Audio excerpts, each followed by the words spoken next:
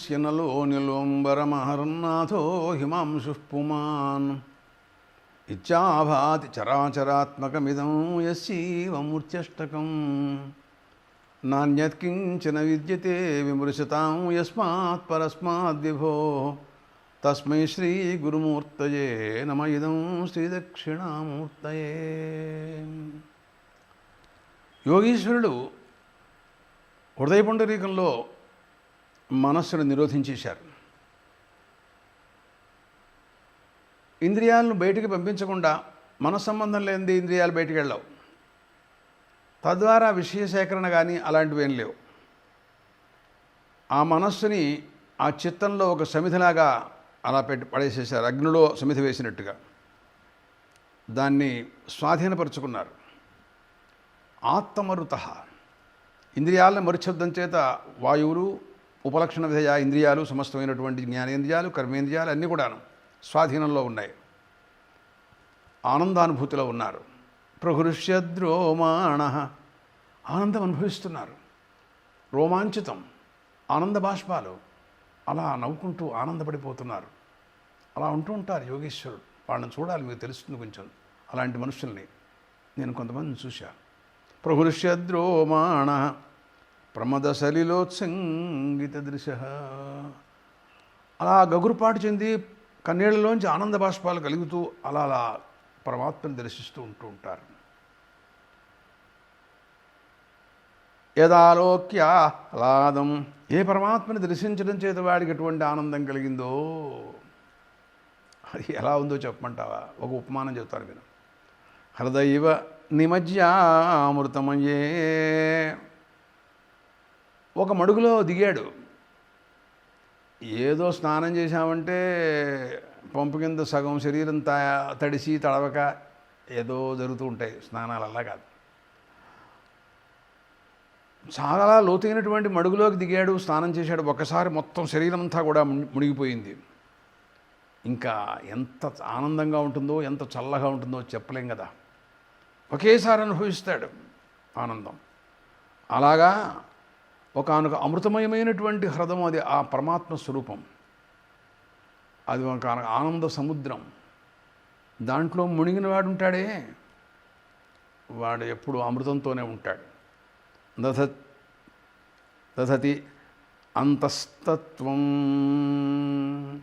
నీ పరమాత్మే పరమాత్మ శంకర, నీ అంతస్తత్వం, నీ మనస్సు, నీ హృదయం, నీ తాత్విక స్థితి, దాని లోపల వాళ్ళు ధరించి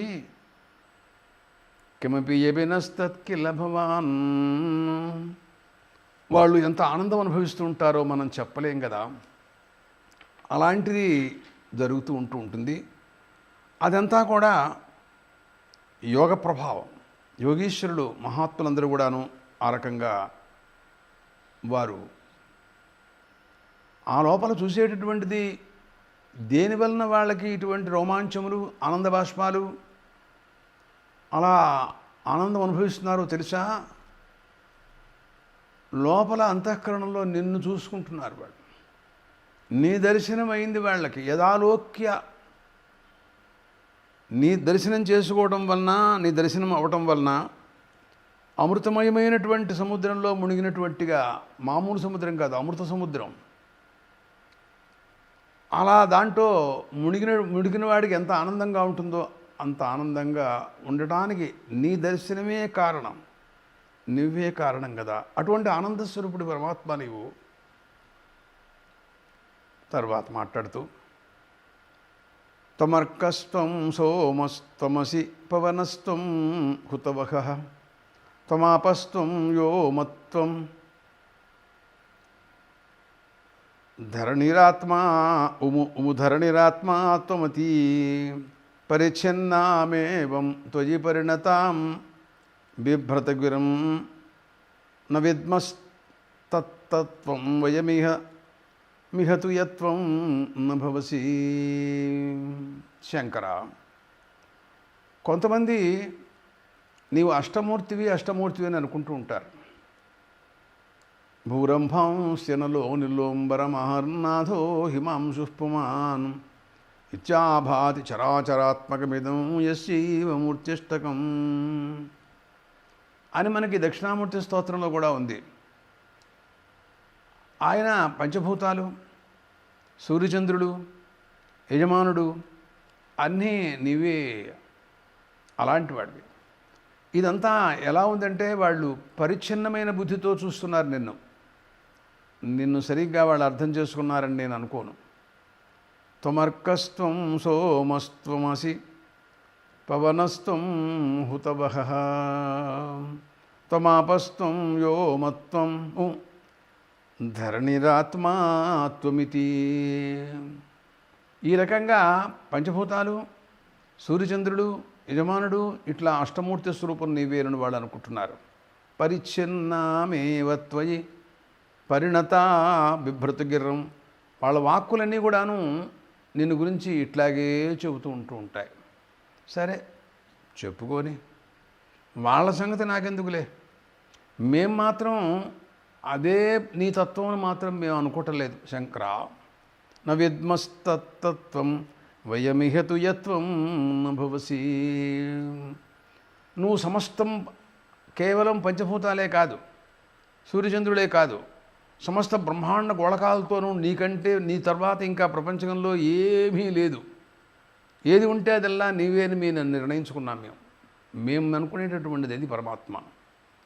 అది కదా ప్రధానంగా తెలుసుకోవాల్సినటువంటి విషయం అని వాళ్ళు ఆ రకమైనటువంటి భావంతో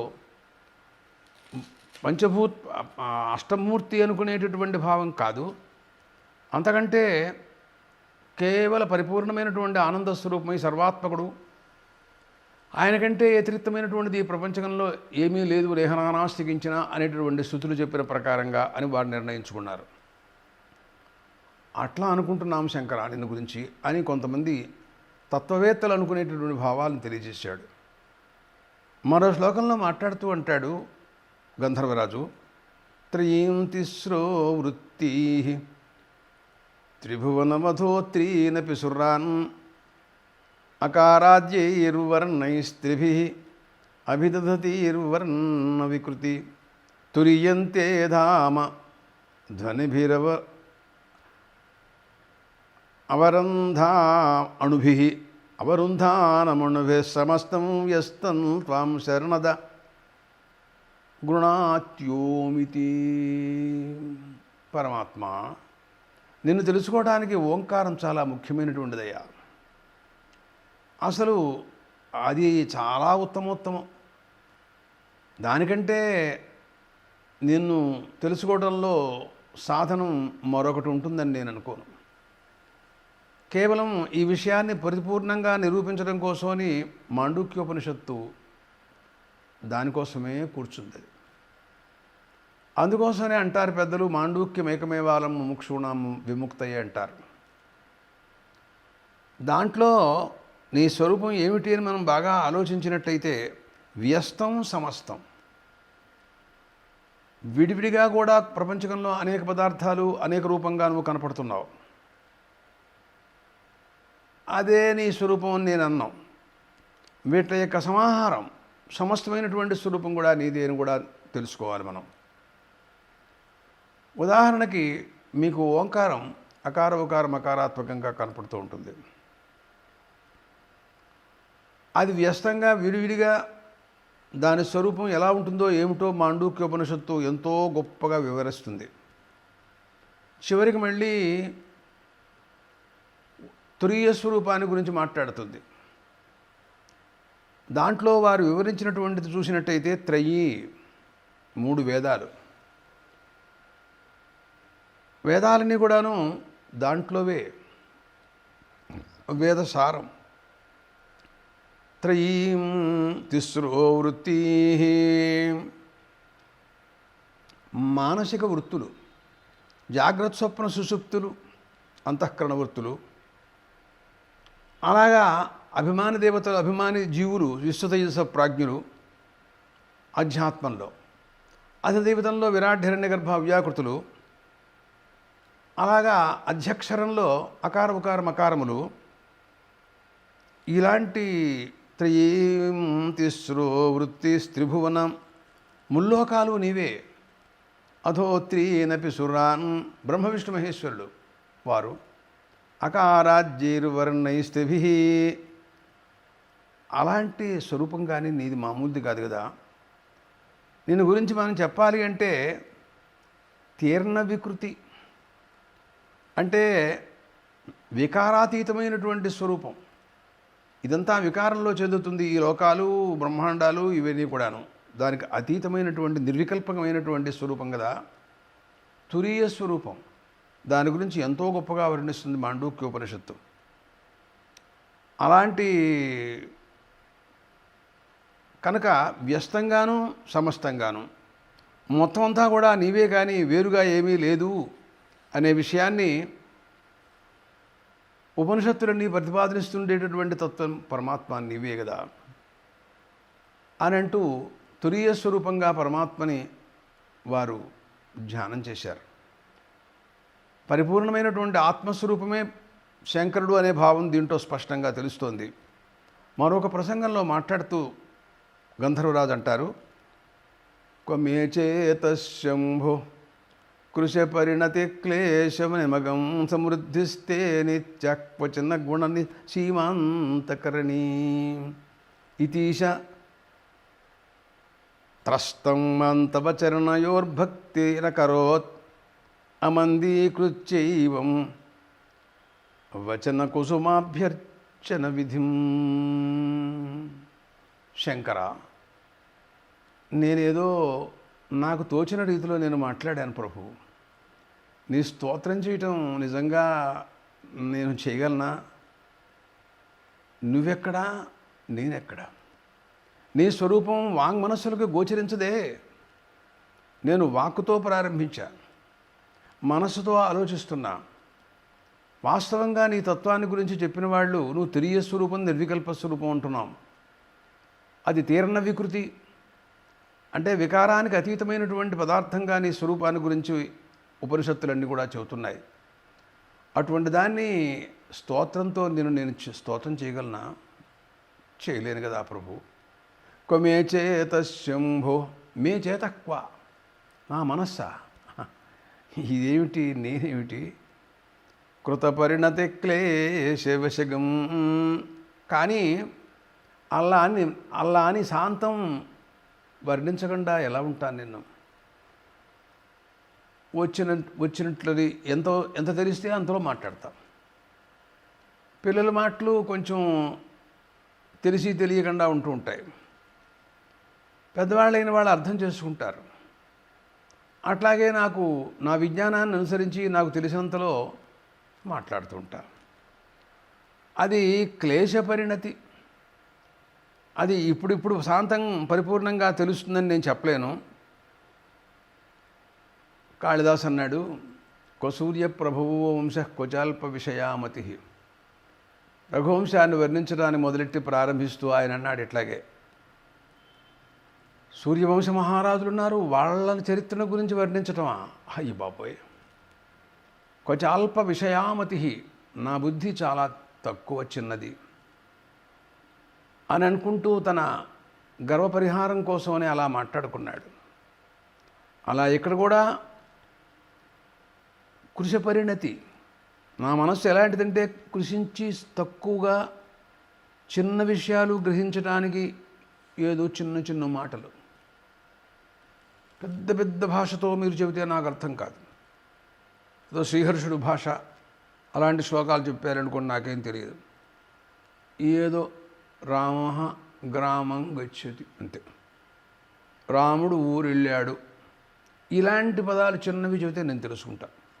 అలాంటిది నా బుద్ధి, కృష పరిణతి. అయినా సరే క్లేశవశకం అలా అని నేను నిరుత్సాహపడను, ప్రయత్నం చేస్తా, గురువులను పట్టుకుంటా, క్లేశం అనుభవిస్తాను, సహిస్తా, వదలను, సాధిస్తా. ఎంతో కష్టమైనా సరే నీ స్వరూపం తెలుసుకోవడం కోసమని అనేక గ్రంథాలు, అనేక మంది గురువులు, ఉపనిషత్తులు, పురాణాలు, యోగాభ్యాసం అన్నీ చేస్తా, వదలను. తెలుసుకోకపోతే ఎట్లా? క్లేశ వశగం, క్లేశానికి స్వాధీనమవుతుంది నా మనస్సు. యోగంలో కూర్చుని చిత్తవృత్తులు నిరోధించుకుని ప్రాణాయామం చేసి తద్వారా పరమాత్మ స్వరూప సాక్షాత్కారం కోసం యోగీశ్వరుడు పతంజలి మహర్షి చెప్పినట్టుగా యమనియమాసన ప్రాణాయామ ప్రత్యాహార ధ్యానధారణ సమాధ్యష్టాంగ యోగాలు కూర్చుంటా. వదలనేను ప్రభు, నీ దయ ఉండాలి, నాకు నీ స్వరూపం నాకు తెలియాలి. క్వమే చేతశంభో కృషపరిణతి క్లేశముషగం సమృద్ధిస్తే నిత్య. నువ్వా నీ సమృద్ధి నిత్యా అష్టైశ్వర్యుడు. ఏకైశ్వర్యే స్థితోపి ప్రణత బహుఫలే అన్నాడు కాళిదాస్. ఈశ్వర సర్వభూతానాం బ్రహ్మాధిపతి ఈశాన సర్వవిద్యానాం ఈశ్వరస్య భావ ఐశ్వర్యం. అది నీదే ఐశ్వర్యం అంటే, నువ్వే ఈశ్వరుడు అంటే నీవే. అది నిత్యమైనటువంటిది కదా నీ సమృద్ధి ప్రభు. క్వచన గుణసీమాంతకరణి. ఏదో ఈ నీ గుణముల యొక్క చివరిదాకా మొత్తం అన్నీ కూడా తెలుసుకోవాలి. రుద్రాధ్యాయం ఉంది, ఎంతో చెబుతుంది పరమాత్మని గురించి, శంకరుని గురించి. అనేక ఉపనిషత్తులు ఉన్నాయి, అన్నీ కూడాను మాట్లాడుతూనే ఉంటాయి పరమాత్మని గురించి. శ్వేతాశ్వతరోపనిషత్తు అది తీస్తే శంకరుని గురించి, రుద్రుని గురించి ఎన్ని చెబుతుందో అది. ఇతీశత్రస్తం. నేను ఒక రకంగా ఇవన్నీ ఆలోచిస్తున్నానయ్యా. ఆలోచిస్తుంటే మధ్యలో నాకు కంగారేస్తూ ఉంటుంది, భయం వేస్తూ ఉంటుంది, భయపడుతుంటాను. ఈ ఆలోచనలు, నీ గుణగణాలు మొత్తం ఎవరినో అడిగితే వాళ్ళు చెప్పే మాటలు ఇవన్నీ మనకు సాధ్యమవుతాయంటావా?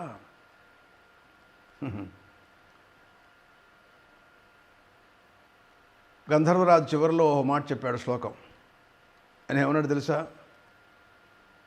అసితగిరిహిమం స్యాత్ కజ్జలం సింధుపాత్రే సురతర్వరశాఖా లేఖనీ పత్రముర్వీ లిఖతి యది గృహీత్వా శారదా సర్వకాలం తదపి తవ గుణానామీశపారన్నయాతి అన్నాడండి. వర్ణించడం సాధ్యం కాదు, చాలా కష్టం అని ఒక ప్రణాళిక ఇచ్చాడు.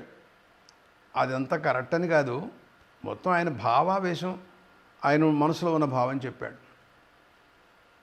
నీ గుణగుణాలన్నీ కూడా మర్చిపోతూ ఉంటాం, రాసుకోవటం మంచిది. అంటే ఒక కలం, ఒక కాగితం, రాసేవాడు, దానికి ఒక టైం, ఇదంతా కావాలిగా. అసితగిరి సమం స్యాత్ కజ్జలం సింధుపాత్రే. సీరాబుడ్డి సముద్రాలని కూడా సీరాబుడ్డిగా మారితే, దాంట్లోకి సీరా కాటుకకుండా చూర్ణం చేసి దాంట్లో కలిపితే అదంతా సీరాగా తయారైతే, అసితగిరి సమం స్యాత్ కజ్జలం సింధుపాత్రే సురతరువరశాఖ లేఖినీ పత్రముర్వి. రాయటానికి మనకేవో పిచ్చి పిచ్చి కళలు కాదు, కల్పవృక్షం యొక్క కొమ్మ కోసి సూక్ష్మంగా మొనపెట్టి, కల్పవృక్షం అంటే హెచ్చరిగే ఉంటుంది, అది కనుక ఒకవేళ కలంగా మనకు లభిస్తే, కాగితాన్ని గురించి విచారణ చేస్తే మొత్తం భూమండలం అంతా కూడా కాగితంగా ఉన్నట్టయితే, రాసేవాళ్ళు ఎవరింత చేస్తే, లిఖతి యది గృహీత్వా శారదా సర్వకాలం. ఎవరో నువ్వు నేను అంటే కాసేపు రాసి నోట్స్ రాయమంటే అరగంట కూడా రాయలేరు, చేతులు నొప్పులు అంటున్నారు. అటువంటి పరిస్థితుల్లో ఎన్నాళ్ళు ఈ గుణాలన్నీ ఎన్నాళ్ళు రాస్తే అవుతాయి? ఏకంగా సరస్వతీదేవే ఏకంగా పూనుకుంటే, ఆవిడ కూడా ఓ రోజుకు ఒక గంటను అరగంట చేస్తాను, మిగతా నా పనులు ఉంటాయని అట్లాంటి ఏం కుదరదు. సర్వకాలం, ఎప్పుడు యావజ్జీవం. అప్పటికి మొత్తం పూర్తిగా నీ గుణాలు వర్ణించడం, రాయటం అవుతుందని చెప్పవచ్చు, చెప్పలేకపోవచ్చు అన్నాడు. ఏమిటిది? ఇంకా అసలు అటువంటి పరిస్థితుల్లో మనం ఎంత, నాకు భయం వేస్తోంది మళ్ళీ వింటూ ఉంటే. ఓ రకంగా చూస్తే ఉత్సాహంగా కలుగుతోంది, మళ్ళీ ఈ రకంగా క్వమే చేతశంభో కృషపరిణతి క్లేశ సమవశగం సమృద్ధిస్తే నిత్య క్వచన గుణసీమాంతకరణి ఇతీశత్రస్తం మాంతవ చరణయోర్భక్తిరకరోత్. నేను ఇక లాభం లేదు, మన వల్ల కాదు అని కాళ్ళు బారదోచా.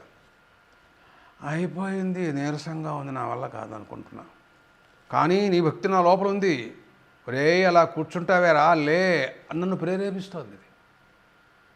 ఇంకా అది ప్రేరేపించిన తర్వాత నేనేం చేస్తాను? అప్పుడు ప్రారంభించాను, ప్రభువు నీ వర్ణం చేయడం కోసం శివమహిమన స్తోత్రం. అమందీకృత్యైనం వచన కుసుమార్చన విధిం. ఈ వాక్ పుష్పములు, ఈ వచన కుసుమాలు, ఈ పుష్పాలతో నిన్ను అర్చించేటటువంటి భాగ్యం నాకు కలిగింది ప్రభు. నీవిచ్చినటువంటి వాక్కే, దాన్ని నీకు సమర్పించి నేను కృతార్థుడిని అవ్వాలని అనుకుంటున్నాను అని అనుకుంటూ ఈ రకంగా చెప్పుకున్నాడండి.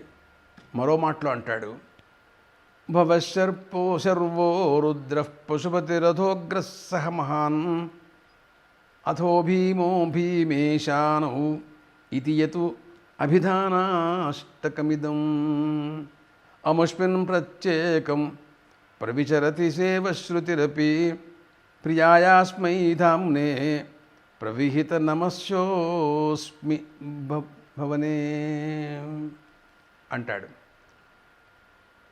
నేను ఆలోచించాను. కొంతమందిని అడిగితే కొన్ని విషయాలు చెప్పారు. నీకు ఏదైనా మధ్యలో ఆగిపోతుందేమో అని అనుమానం వస్తే ఓ పని చేయమన్నారు. చెప్పండి. భవశర్వో రుద్ర పశుపతిరథోగ్ర సహ మహాన్. భవ, శర్వ, రుద్ర, పశుపతి, ఉగ్ర, మహాదేవ, భీమ, ఈశార, ఈ 8 పదాలు పెట్టుకో. వీటిని ఎప్పుడు నువ్వు అవి ఉచ్చరిస్తూ ఉండు. ఇవి నీకు ఏది కావాలంటే అది ఇస్తాయి. నీవు ఆయన యొక్క స్వస్వరూపాల్లోకి నువ్వు వెళ్ళలేకపోయినా చివరికి నమస్కారం చేసుకుంటానని చెప్పుకొని ఆ రకంగా నమస్కారానికి పనికొస్తాయి చర్చి చివరిలో అని ఆయన చెప్పారండి. తర్వాత మాట్లాడుతూ విశ్వోత్పత్తౌ బహుళరజసే శాన్నమో మే భవాయ తత్సంహారే బహుళతమసే శ్రీహరాయ ప్రణామః సత్వోద్రిక్తౌ జనసుఖకృతే తన్నమస్తే మృడాయ నిస్త్రైగుణ్యే ప్రమహసీ పదే శ్రీ శివాయో నమోస్తు. ప్రభు శంకర, నీకు నమస్కారం. నీ స్వరూపంలో నీ పదాలు 8 పదాలు ఇచ్చావు. నువ్వు వేటిని ఉచ్చరించుకుంటూ ఉండమన్నావు. మధ్యలో ఏదైనా సందేహాలుంటే పోతూ ఉంటాయి. ప్రభు విశ్వోత్పత్తం బహుళ రజసే, ఈ సృష్టినంతటినీ కూడా చేయటం కోసం పూనుకున్నావు నువ్వు. అప్పుడు భవ భవ భవ అంటే చాలు. ప్రభు శంకర భవ. విశ్వోత్పత్తౌ బహుళ రజసే, రజోగుణం తీసుకోవాలి. మాయా సంబంధం లేకుండా సృష్టి జరగదు. దాంట్లో రజోగుణం, తమోగుణం, సత్వగుణం 3 గుణాలు ఉన్నాయి. అందువలన విశ్వోత్పత్తో బహుళ రజసే స్యాన్నమో మే భవాయ తత్సంహారే బహుళతమసే శ్రీహరాయ ప్రణామః. హర హర హర హర హర మహాదేవ. నువ్వు తమోగుణాన్ని తీసుకుంటావు, ప్రళయం వస్తూ ఉంటుంది. అని హరా హరా అని ఉచ్చరించాలి. అప్పుడు నమస్కారం చేయాలి, చెప్పాలి. సత్వోద్రిక్తో జనసుఖకృతే తన్నమస్తే మృడాయ. మృడా మృడా మృడాచరిత్రే రుద్రస్తవాను అన్యంతే అస్మన్నివ వంతు సేనా అని చెబుతుంది రుద్రాధ్యాయం. మృడ సుఖనే. సమస్త ప్రాణివర్గానికి సుఖం కలగడం చేయడం కోసం సత్వగుణాన్ని ప్రధానంగా తీసుకుంటావు. నిస్త్రైగుణ్యే ప్రమహసి మత్పదే శివాయో నమోస్తుతే. శివా శివ అని నీకు నమస్కారం. శివాయ శివాయ నమ. ఓం నమ శివాయ. శివాయ నమ అంటే చాలు. నిస్త్రైగుణ్యే ప్రమహసి, ఆయన యొక్క పాదం ఉంది, నీ పదం ఉంది, నీ స్థానం ఉంది, నీ గమ్యస్థానం ఉంది, అది ప్రమహసి. మహశబ్దం జ్యోతిష్పరం, గొప్ప విలువైనటువంటి జ్యోతిస్వరూపం నీది. మామూలు స్వరూపం కాదు. ఆ పాతాళ నభస్థలాంత భువనం బ్రహ్మాండం ఆవిస్ఫుర జ్యోతిస్ఫాటికలింగ మౌళి విలసత్పూర్ణేందు వాంతామృతై. అస్తోకాపృతమేకమీశమనిశం రుద్రానువాకాంజపన్ ధ్యాయే దీప్సిత సిద్ధజే ధ్రువపదం విప్రోభిషించేచ్చివం అని మనం ధ్యానం చేస్తుంటాం పరమాత్మని. అలాంటి స్వరూపం నిస్త్రైగుణ్యం. ఇంతవరకు ఊరికే విశ్వోత్పత్తి కోసమని, రక్షణ కోసమని ఆ రజోగుణం, తమోగుణం, సత్వగుణం తీసుకుని ఆయా సృష్టి స్థితి లయాల కోసమని ప్రయత్నాలు చేసినప్పటికీ కూడా వాస్తవ స్థితి మాత్రం అది ఇది కాదు సుష్మా. నిస్త్రైగుణ్యే. త్రిగుణములు మాయ. ఆ మాయకు అతీతమైనటువంటి, మాయను అతిక్రమించినటువంటి వాడివి, మాయని స్వాధీనపరుచుకున్న వాడివి, జితమాయుడివి. అందుకోసం నీ స్థానం నిస్త్రైగుణ్య మార్గం. అది ఎలాంటి తెలుసా? ప్రమహసే. ఒక జ్యోతిస్వరూపం అర్థం. ఆయన ఓ జ్యోతిర్రూపంగా ఉంటాడు. పంచభూతాలు ఆయనవే, బ్రహ్మాండాలు ఆయనవే. ఇంకా ఏది అని చెప్పమన్నావు? అందువలన శివాయోన్నమ అని ఒకనొక నమస్కారం నీకు పెట్టుకుంటున్నాను ప్రభు. నమో నికటవర్తినే ప్రియవనాయ తుభ్యన్నమ నమః పరమ దుస్తరాయ శివాయ దేవాయతే నమో లఘుతరాయ నమో మదనమధ్వంసినే మహామహిమే శాలినే మహిత తేజసే తే నమః. ప్రభు శంకర, నీవు ఎక్కడ ఉంటావు? నిన్ను నేను చూడాలని అనుకుంటున్నాను. కైలాసంలోకి రమ్మంటావా? నీ ఇష్టం. ఎక్కడ రమ్మంటే అక్కడికి వస్తాను. రాలేరని ప్రపంచం అంతటా కూడా తనే వ్యాపించి అందరికీ దర్శనం ఇవ్వడం కోసమని ఈ బ్రహ్మాండములలో ఎన్ని లింగాలు, ఏ రూపంలో, ఎన్ని చోట్ల, ఎన్ని క్షేత్రాలు, శివక్షేత్రాలు ఉన్నాయో మనకు తెలియదే. వెళ్ళలేం, మనం చూడలేం. ఒక్క క్షేత్రానికి వెళ్ళినా చాలు. అన్ని రూపాల్లో నికటవర్తిని, మీ దగ్గరికే నేనే వస్తా అని చెప్పి ఆయన మన దగ్గరికి వస్తూ ఉంటాడు. ఉతైనం గోపా అదృశన్నుదహార్య ఉతైనం విశ్వాభూతాని సదృష్టో మృణయాతినః. ఆయన ఆదిత్య రూపంతో, ఆయన మామూలుగా ఉంటే, శివలింగ రూపంతో ఉంటే గుళ్ళోకి అందరినీ రానివ్వరండి. మీరు మడి కట్టుకు రావాలి అంటూ ఏవో చెప్తుంటారు వాళ్ళు. ఎవరు కట్టుకుంటారు ఈ మళ్ళు? సరే నువ్వు ఊరుకోండి, మీరు వాళ్ళతో మీరు పేచీ పెట్టుకోమోకండి అబ్బాయి. మీరు ఓ పని చేస్తాను, నేనే ఆదిత్య రూపంతో సర్వత్రా లోకంలో కనపడుతూ ఉంటాను మీకు. అప్పుడు నన్ను చూసుకోండి మీరు, నేను శివుణ్ణి అని చెప్పి ఉతైనం గోపా అదృశన్నుదహార్య. అసలు నీళ్లు తీసుకోవడానికి తప్ప బయటికి రానటువంటి కొంతమంది స్త్రీలు ఉన్నారు. అసూర్యం పశ్చా రాజధారా అంటాడు. సూర్యుని వాళ్ళు చూడరు అసలు. వాళ్ళు అటువంటి వాళ్ళకు కూడా దర్శనం ఇవ్వడం కోసమని కిటికీలోంచి చూస్తారు. పోనీ పశుపక్షాదులు చూస్తారు. పొద్దున్నే లేచి ఆబాల గోపాలం, వాళ్ళకి ఏం తెలియదు, లేచి ఒకసారి ఆ సూర్యుడు దండం పెట్టి నమస్కారం పెట్టుకుంటారు. ఆ రూపంగా కనపడుతూ ఉంటాడు. మళ్ళీ మనం ఈ హిమాలయంలోకి వెడితే వాళ్ళేవో నియమాలు చెప్తారు. అదంతా ఎందుకులే, మీ అందరికీ నేను దర్శనమిస్తా కదా అని పరమాత్మ ఆ రూపంతో ఉన్నారని రుద్రాధ్యాయం చెబుతోంది మనకి ఈ విషయం. నమో నికటవర్తినే ప్రియవనాయ. నువ్వు ఎప్పుడు కూడా నిర్జనమైనటువంటి వనంలో సంచరిస్తూ ఉంటుంటావు. ఏకాంత సేవిత్వం. అరతిర్జన సంసతి జ్ఞానులు అలా ఉంటూ ఉంటారు.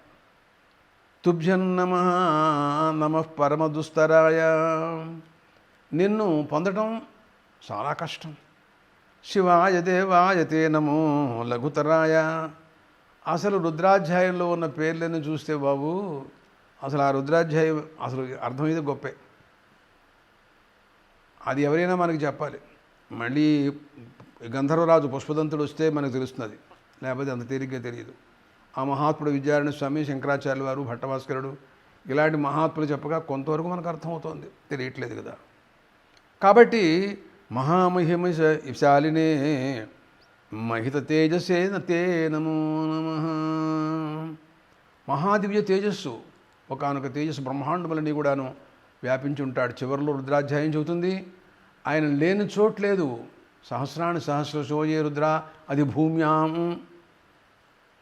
సహస్రాణి సహస్రశ, ఇంకా సహస్రాణి ఏంటిది? అనంతం అని చెప్పడం కోసమని. భూమి మీద కానీ, అంతరిక్షలోకంలో కానీ, ద్యులోకంలో కానీ సర్వబ్రహ్మాండములంతటా కూడా వ్యాపించి ఉండేటటువంటి ఒకనొక యాప్తవద్ వ్యోమదేహ ఆయన ఆకాశం అంతటా కూడా వ్యాపించి సర్వబ్రహ్మాండాలు వ్యాపించినటువంటి ఒకానొక దివ్యమంగళ స్వరూపం, ఒక జ్యోతి స్వరూపం. అలాంటి శంకరుడు ఆయన్ని ప్రసన్నం చేసుకోవటం కోసమని గంధర్వరాజు సామాన్యుడేం కాదు. గంధర్వలోకం అంటే ఎన్నో పుణ్యాలు చేసినటువంటి వాళ్ళు ఆ గంధర్వలోకంలో ఉంటారు. అటువంటి వాడు శివాపచారం వలన అంతర్ధాన శక్తిని కోల్పోయినాడు పాపం. అందుకోసమని శివమహిమన స్తోత్రం అనే దాంతో ఆయన్ని ఎంతగా గొప్పగా అలా ఆరాధించాడో మనం దాని గురించి వివరణ సరిగ్గా నేను ఇవ్వలేకపోయినాను. ఇంకా ఎంతైనా ఇవ్వవలసినటువంటి అవసరం ఉంది. మన వంతు అవుతుందా, మనకు సాధ్యమవుతుందా? ఇందాక ఆయన చెప్పుకున్నట్టుగా నా మనస్సు చాలా కవే చేత శంభో కృష పరిణతి అన్నాడు ఆయన. చాలా చిన్న విషయాన్ని గ్రహించగలిగే సామర్థ్యం కలిది, కానీ నువ్వు అంతంత గొప్ప గొప్ప విషయాలు చెబితే నేను పట్టుకోలేను సుమా అన్నాడు. అలాంటిది నా మనస్సు. నేనెంతవరకు చెప్పగలను, చెప్పాను లేదో నాకు తెలియదు. మనం ఇంకా ఎంతైనా దీని గురించి ఆలోచించి పరమాత్మని ఇంకా ధ్యానం చేసి ఆ శంకరుడి అనుగ్రహాన్ని పరిపూర్ణంగా పొందినట్టయితే ఈశ్వరానుగ్రహాదే పుంసాం అద్వైత వాసనాన్ని శంకరాచార్య వారు చెబుతుంటారు. అద్వైతం పరమార్థం కనుక ఆయన అనుగ్రహం లేనిదే అద్వైతం మనకు లభించదు కనుక ఆ శంకరుడు నేను అనుకుంటూ ఉంటాను ఎప్పుడు కూడాను. నా ప్రార్థన కూడా ఇలాగే ఉంటూ ఉంటుంది ఎప్పుడు కూడాను. నాకు దేవుడంటే శంకరుడే. శాస్త్రం శారీర మీమాంస. నా శాస్త్రం ఏమిటంటే నేను శారీర మీమాంసే, అద్వైతమే నా శాస్త్రం. దేవస్తు పరమేశ్వర, దేవుడు నాకు శంకరుడు. శాస్త్రం శారీర మీమాంస దేవస్తు పరమేశ్వర. ఆచార్య శంకరాచార్య. గురువు ఎవరంటే నాకు శంకరాచార్యుడు. సంతుమే జన్మ జన్మని, ఎన్ని జన్మలెత్తినా నాకు ఈ భావం సిద్ధించుగాక నేను ప్రార్థిస్తూ ఉంటాను. నా ప్రార్థనలో సత్యం ఉండాలని ప్రార్థించుకుంటూ శంకరానుగ్రహం పరిపూర్ణంగా మా అందరికీ ఈ శివరాత్రి సందర్భంగా ఆయనకి అనేక మంది అటు ఇటు కొంతమంది ఉత్సవాలు చేస్తుంటూ ఉంటారు. మనం కూడా ఆయన వచన పుష్పములు, ఆ వాంగ్మయమైనటువంటి పుష్పార్చన గంధర్వరాజు చేసినట్టుగా మనం కూడా ఆయన భావాన్ని, ఆ వాక్కుని పరమాత్మ పాదాల మీద అర్పించుకుని మన జన్మ సార్థక్యం చేసుకోవడం కోసం చేసిన ప్రయత్నం సఫలమవుగా కానీ ప్రార్థిస్తూ విరమిస్తున్నాం.